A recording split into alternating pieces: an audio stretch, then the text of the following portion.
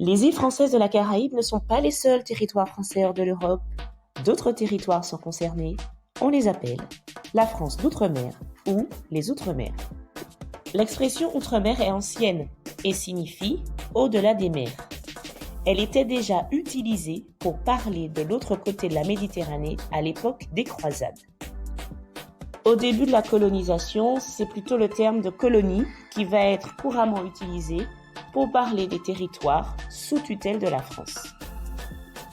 Les îles françaises des Antilles, Martinique, Guadeloupe, Saint-Martin, Saint-Barthélemy, ainsi que la Guyane, la Réunion et Saint-Pierre-et-Miquelon, ont fait partie du premier empire colonial français, c'est-à-dire des territoires colonisés entre le XVIe et le XVIIe siècle.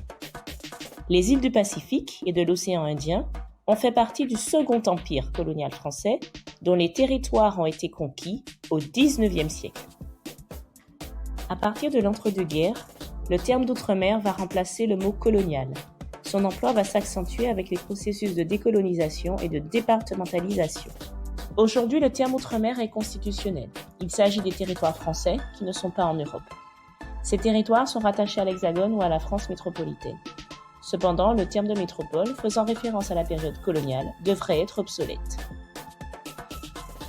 Avec une superficie terrestre de 120 369 km² ou 552 528 km² en incluant la Terre Adélie, région de l'Antarctique découverte au XIXe siècle par un explorateur français, et une population supérieure à 2,8 millions d'habitants en 2019, l'outre-mer représente 17,9% du territoire terrestre et 4% de la population de la France.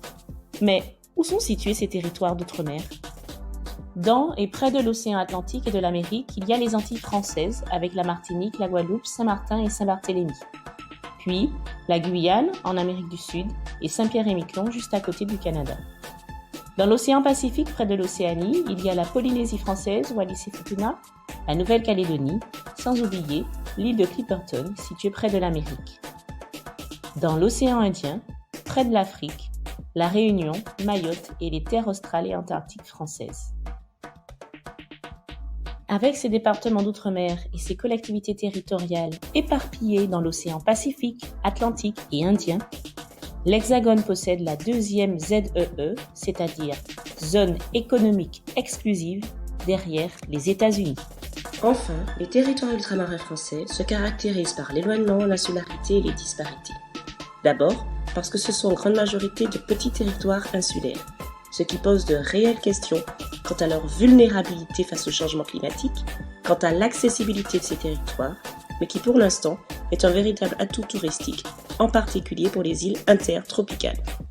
Reste que la déprise démographique est forte du fait des indicateurs socio-économiques alarmants, notamment le taux de chômage élevé, en particulier chez les jeunes. De plus, ces territoires connaissent une faible insertion dans la mondialisation, c'est-à-dire qui participent peu aux échanges de marchandises, d'informations et de capitaux. En revanche, les mobilités touristiques favorisent l'insertion des territoires ultramarins dans la mondialisation, la Caraïbe étant le premier bassin touristique mondial.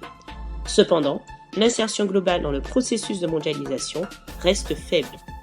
Cela est dû à l'éloignement de ces territoires et surtout à leur système productif agricole et touristique qui ne produit pas ou peu de biens à forte valeur ajoutée. Par ailleurs, les échanges de marchandises existants s'effectuent exclusivement, ou presque, avec la France hexagonale. Cela se traduit et en même temps s'explique par une faible intégration régionale de ces territoires, c'est-à-dire qu'ils échangent peu avec les territoires voisins. En définitive, les DROM, comme et plus largement les territoires ultramarins, sont à majorité insulaires, sauf la Guyane, connaissent une faible insertion dans la mondialisation, sauf du point de vue touristique, échangent exclusivement ou presque avec la France hexagonale. Ces points communs ne doivent pas cacher de réelles disparités entre ces territoires.